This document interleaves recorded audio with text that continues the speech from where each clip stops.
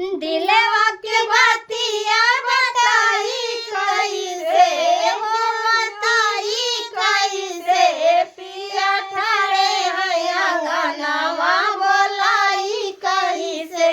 पिया ठाड़े है अंगनवा बोलाई कैसे चूड़ी खान काऊ बैठा सासू जागी जाई हाई चूड़ी खान काऊ बैठा सासू जागी जाई हाई मथवा कभी दिया देखाई कैसे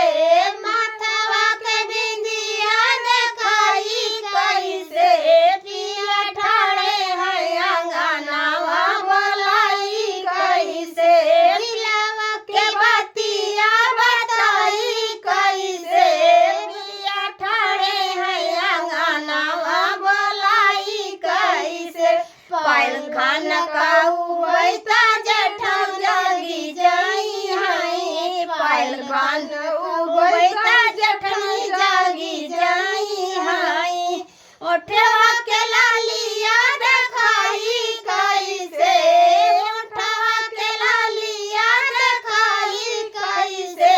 पिया ठाड़े है अंगनवा बोलाई कैसे पिलवा के बतिया बताई कैसे पिया ठाड़े है अंगनवा बोलाई कैसे मोबाइल चलाऊ बैठा जेवर जागी जाई हाई मोबाइल चलाऊ बैठा जेवर जागी जाई हाई रेशम की चोलिया देखाई कैसे रेशम की चोलिया देखाई कैसे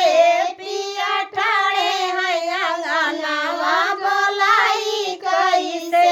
दिलवा के बतिया बताई कैसे पिया ठाड़े है अंगनवा बोलाई कैसे। नाच गीत कैसे लगा कमेंट बॉक्स जरूर बताना।